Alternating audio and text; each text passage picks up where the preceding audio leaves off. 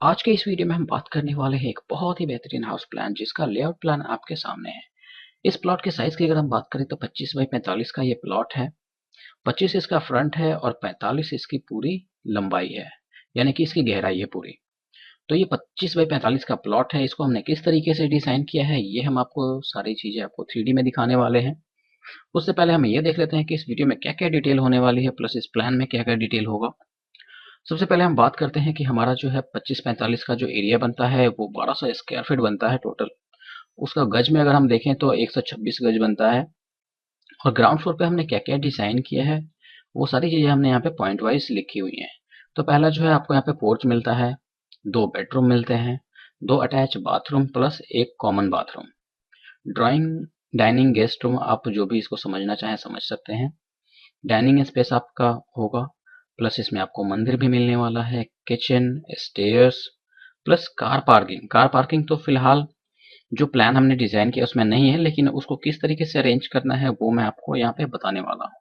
Plus एक और चीज कि ये जो है प्लान मैक्सिमम वास्तु के हिसाब से है, लेकिन किस डायरेक्शन में होगा ये हम आपको वीडियो के अंदर बताने वाले हैं कि किस फेस में हम ज्यादा से ज्यादा इसमें वास्तु ले सकते हैं।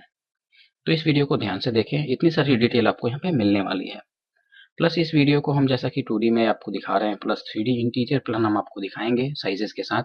प्लस इसकी एक फ्लोर की कॉस्टिंग क्या होगी वो सारी डिटेल हम आपको यहाँ पे बताने वाले हैं। ये हमारा 3D प्लान है और यहाँ पे आपको काफी सारी चीजें देखने को मिलेंगी, जैसे कि आपका कंप्लीट इंटीरियर प्लान वो भी मटेरियल के साथ। और यहाँ पे जो है साइजेस भी हम आपको बताने वाले हैं कि किस एरिया का क्या क्या कितने बाई कितने का साइज है। प्लस जो है इसकी कंस्ट्रक्शन कॉस्ट कितनी आएगी इस एक फ्लोर की वो सारी डिटेल इस वीडियो में हम आपको बताने वाले हैं। तो चलिए एक एक करके हम शुरू करते हैं। तो सबसे पहले हम अपने जो है पोर्च एरिया से शुरू करेंगे। ये हमारा पोर्च एरिया है और यहाँ का जो जैसा हमने डिजाइन किया हुआ है वो एक बार आप देख लीजिए कि रोड से जो है हम यहाँ पे 4 स्टेप चढ़ के अपने पोर्च लेवल पे पहुंच रहे हैं, यानी कि ग्राउंड फ्लोर पे। तो इस हिसाब से अगर हम मान के चलें कि अगर एक स्टेप की हाइट जो है 6 इंच है, तो उस हिसाब से हमें यहाँ पे कंप्लीट रोड से जो हाइट ऊपर उठ रही है वो 2 फुट उठ रही है। तो इस हिसाब से आप राइजर का अगर आप हाइट बढ़ाते हैं, नॉर्मली हमने 6 इंच रखा है, मान लीजिए आप 7 इंच रखें या फिर 8 इंच रखें, तो उस हिसाब से जो है आपका 2-2 इंच हर लेवल पे बढ़ जाएगा। तो नॉर्मली जो है आप 2.5 से 3 फुट तक भी जा सकते हैं। जो ग्राउंड फ्लोर की हाइट है वो आप आराम से यहाँ पे बढ़ा सकते हैं। अब हम बात करते हैं पोर्च एरिया के साइज की। तो यहाँ पे जो पोर्च का साइज है 12 फुट 6 इंच इसकी चौड़ाई है। यहाँ से लेके आपका यहाँ तक जो है 12 फुट 6 इंच है। और इसकी जो पूरी लंबाई है इस कॉर्नर से लेके आपका इस कॉर्नर तक आपका 8 फुट 6 इंच है। यहाँ पे नॉर्मली अगर आपका मान लीजिए कि आपने स्टेप नहीं दिया है, तो आप नॉर्मली यहाँ पे एक फ्लैट जो है पार्किंग के तौर पे यूज कर सकते हैं, वो भी बाइक पार्किंग।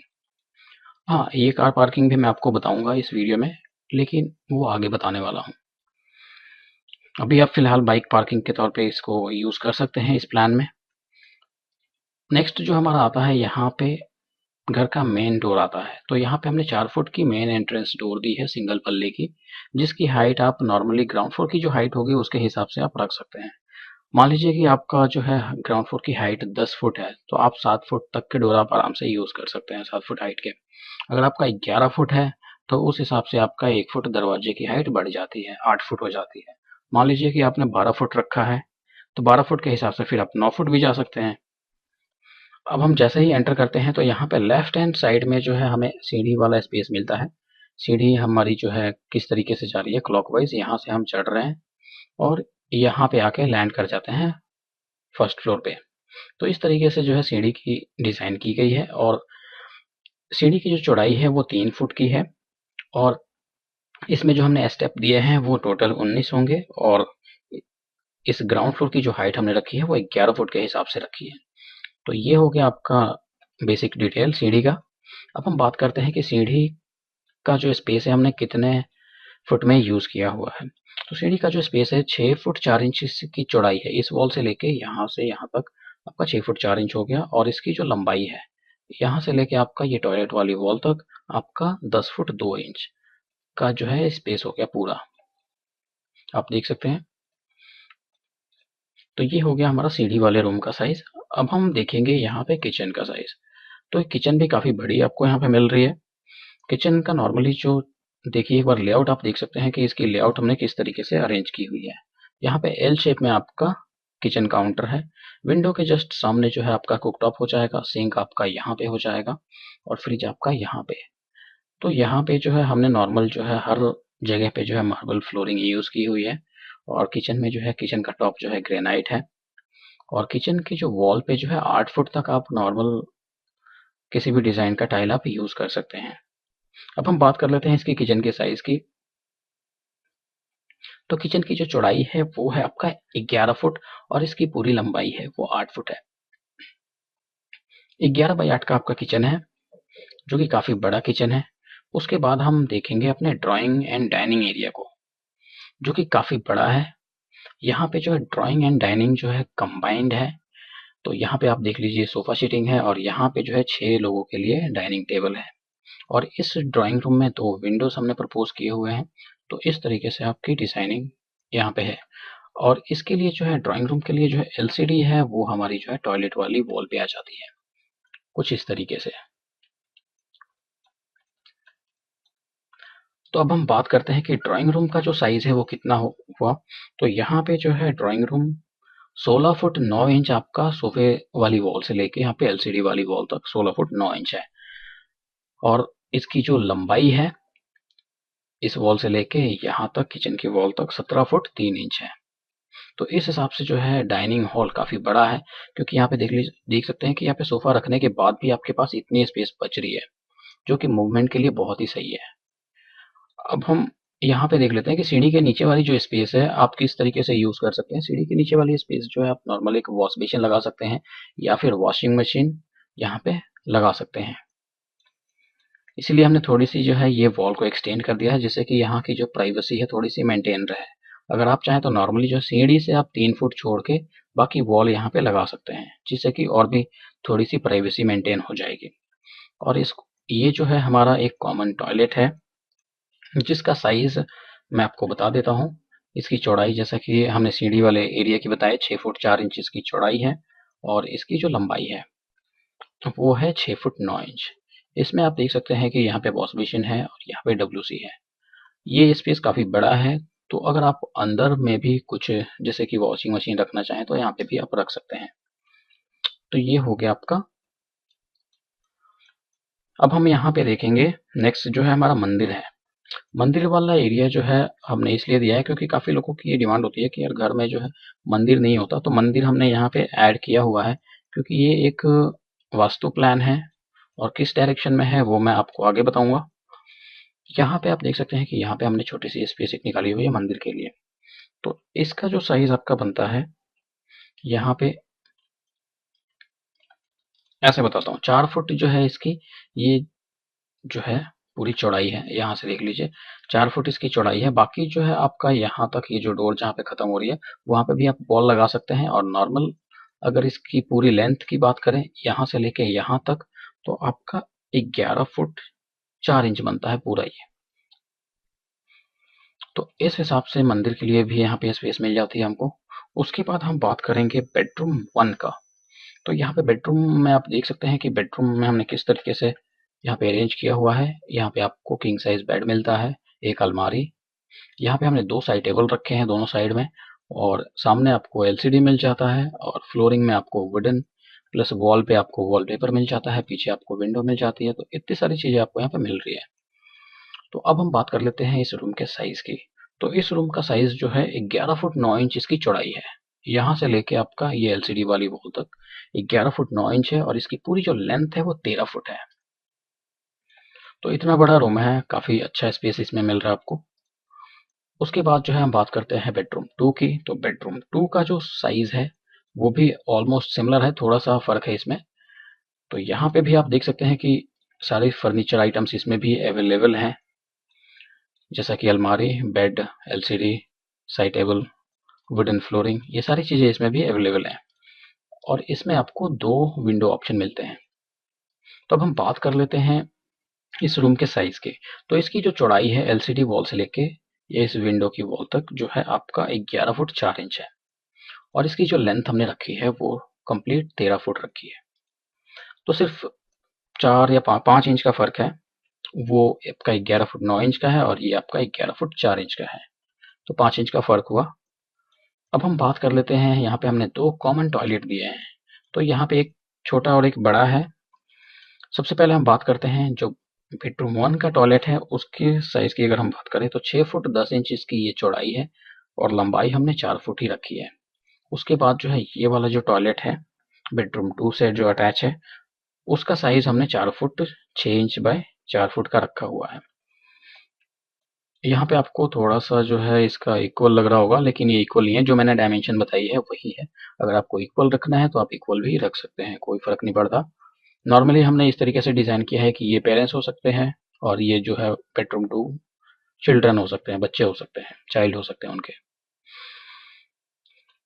तो इस तरीके से आप इस बाथरूम को छोटा रख सकते हैं और इसको बड़ा रख सकते हैं। तो यहाँ पे अब हम बात करते हैं कि यहाँ पे जो है वॉल की जो पूरी थिकनेस है, आउटर वॉल की थिकनेस वो 9 इंच हमने रखी हुई है और इंटरनल वॉल की थिकनेस जो है हमने 4.5 इंच रखी हुई है। यहाँ पे जो है आपको जो डोर का साइज़ होगा, डोर का साइज़ जैसा कि मैंने आपको सामने का डोर जो बताया, वो 4 फुट चौड़ा होगा और उसकी हाइट होगी 8 फुट। और जो आपके जो बेडरूम्स के दरवाजे होंगे, वो नॉर्मली जो है 3 फुट 4 इंच होंगे या फिर 3.5 फुट तक आप जा सकते हैं चौड़ाई में। और हाइट आप नॉर्मली 7 फुट या फिर 8 फुट इसका अंदर का रख सकते हैं। वास्तु के हिसाब से मैं बताऊँ तो मेन एंट्रेंस की जो दरवाज़ों की हाइट होती है, वो नॉर्मल दरवाज़ों से जो है थोड़ी-सी ऊँची रखनी होती है। तो इस बात का आप ज़रूर ध्यान रखना। और हम बात करें टॉयलेट वाले डोर की, तो उसके 2 साइज़ेज़ हैं, एक 2 फुट 3 इंच चौड़ा और एक जो है 2 फुट 6 इंच चौड़ा। तो इन दोनों साइज़ों में से जो भी कंफर्टेबल आपको लगता है, वो आप लगा सकते हैं। और विंडो की बात करें तो विंडो जो है नॉर्मली क्या है कि सारी विंडो जो हमने दी हुई हैं, वो उनकी जो सिल हाइट है वो 3 फुट है। किचन की जो विंडो है उसको सिर्फ छोड़ के, क्योंकि किचन में क्या होता है कि अगर हम 3 फुट की सिल देते हैं तो नॉर्मली जैसे कि अभी हम यहाँ पे हमने दिया हुआ है इसको, तो जस्ट थोड़ी सी एज गैप बन रही है यहाँ पे। ये जो है क्योंकि कंप्लीट 2.5 फुट या फिर 2 फुट 9 इंच पे जो है काउंटर स्लैब होता है, तो उस हिसाब से आपको यहाँ पे कम से कम 9 इंच या फिर 1 फुट की वॉल होनी चाहिए, जिससे कि डायरेक्ट विंडो से जो हवा आती है वो अंदर को ना आए।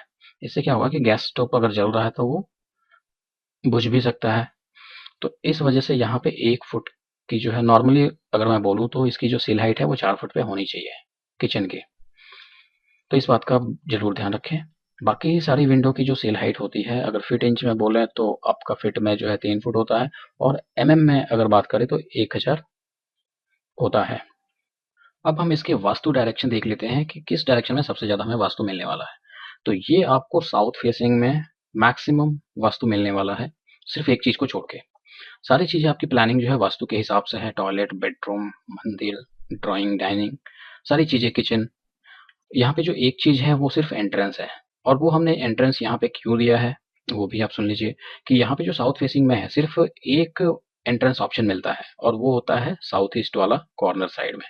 तो यहाँ पे हमें 2 चीज़ें रखनी होती है, या तो आप एंट्रेंस रख सकते हैं या फिर आप किचन रख सकते हैं। तो हमने यहाँ पे जो है किचन रखा है और एंट्रेंस को हमने साइड में किया। तो ये एक डिफेक्ट है, बाकी सारी चीज़ें आपकी वास्तु के हिसाब से प्लानिंग है। अगर आप वास्तु को नहीं मानते तो कोई प्रॉब्लम नहीं है, आप इस डिज़ाइन को किसी भी डायरेक्शन में बना सकते हैं। हम यहाँ पे एक और चीज़ देखेंगे, जैसा कि हमने बताया कि कार पार्किंग भी आप यहाँ पे कर सकते हैं। तो हमें नॉर्मल जो है एक छोटी साइज़ की कार के लिए कम से कम 14 या 15 फुट पूरी लेंथ चाहिए होगी। तो उसके लिए आपको करना क्या होगा, इस टॉयलेट को जो है अभी जो है 6 फुट के अराउंड जो है इसकी ये पूरी लेंथ है, तो उसको जो है आपको कम करके जो है इसको 4 फुट करना होगा। 4 फुट इसकी चौड़ाई होगी और ज़रूरत पड़े तो आप जो है इसकी जो ये चौड़ाई है वो इस दरवाजे के साथ तक ला सकते हैं। यानी कि आपका इधर से भी 1 सवा 1 फुट बढ़ जाएगा। और सीढ़ी के बीच का जो गैप है हम उसको ख़त्म कर देंगे, तो हमें ऑटोमैटिकली यहाँ पे जो है 15 फुट के आसपास स्पेस मिल जाएगी, जो कि एक हैचबैक कार आराम से यहाँ पे हम खड़ी कर सकते हैं। और ये सारी चीज़ें जो है मेन ये जो वॉल है, विंडो और ये डोर मूव होके आपकी यहाँ पे चली जाएंगी। इससे आपकी कार पार्किंग का भी प्रॉब्लम सॉल्व हो जाता है।